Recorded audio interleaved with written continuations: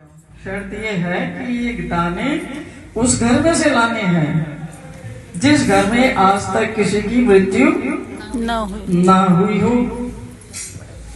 अब वो बेचारी जहाँ भी जाती, अब गई तो सबके पास है, हर आदमी दरवाजा बंद कर देता।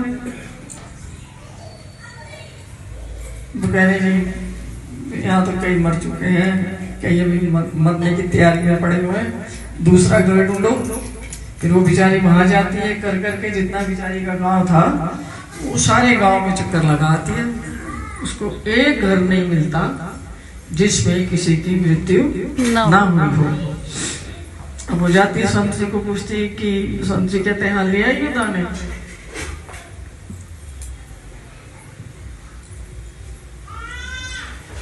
कह रही कोई ऐसा घर ही नहीं मिला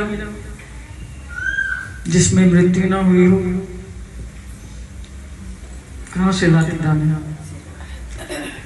और इस दौरान में उसने पूरा दिन काट दिया और एक ही दिन में उसको आत्मज्ञान हो गया।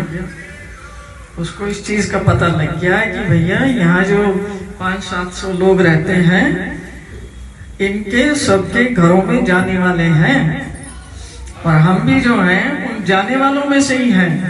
हमारा ना आना हमारे बस में है और ना ही हमारा जाना हमारे बस में है।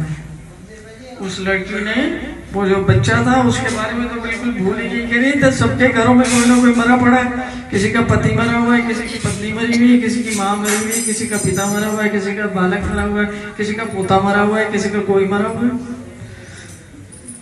वो कह रही है तो सारा संसार तो मरण धर्मा है। तो उसने अपने बच्चे की चिंता बिल्कुल छोड़ के वो संत मरेंगे, इतनी दुखी हुई और दुखी होकर वो उनकी शरण में चली गई। उन्होंने उसको फिर आगे गीता पढ़ाई, ब्रह्म विद्या पढ़ाई, सिखाया सब कि भगवान के क्या वचन है, भगवान क्या कहते हैं, दुनिया का क्या हिसाब किताब है। दुनिया की तो हर चीज आप देख रहे हैं बिल्कुल निरंतर बदल रही है, हर क्षण बदल रही है। अपने शरीर को ही देख लो, कैसा था बचपन में, जैसे छोटे बच्चे डोल रहे हैं वैसा था ना, फिर जवान हो गया, फिर शादी हो गई, फिर बच्चे हो गए, फिर पोते नाती हो गए। अब आगे क्या है?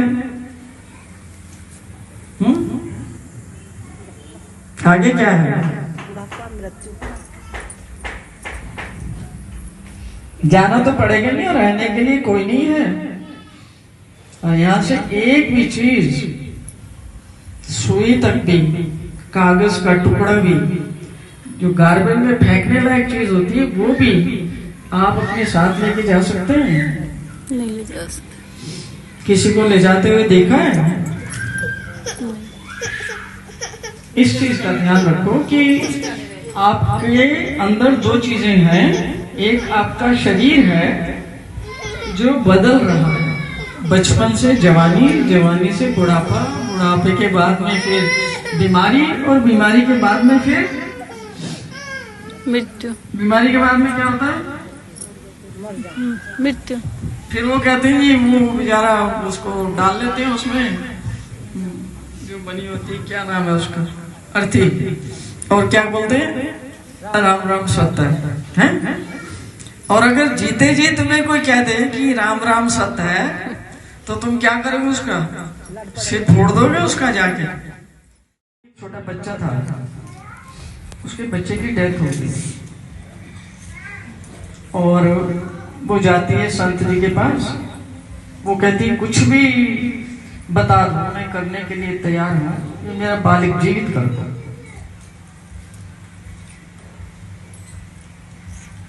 थोड़े ही दिन का ही था, 3-4 महीने का छोटा बच्चा था। संत जी कहते हैं हाँ हो जाएगा, पर तुम्हें एक काम करना होगा। तो कह रहे बताओ, कुछ भी करने को तैयार है। माता तो कुछ भी करने के लिए तैयार होती है ना बालक के लिए।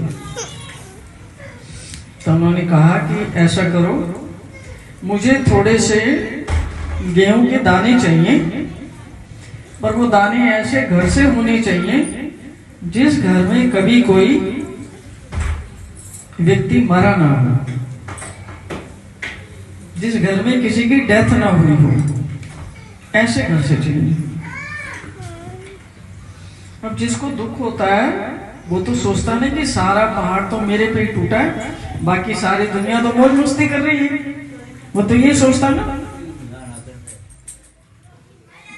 तुम्हारी जितनी भी प्राप्त वस्तुएं हैं, घर है, बिल्डिंग है, मकान है, परिवार है, व्यापार है, उन सब की रक्षा मैं करूंगा।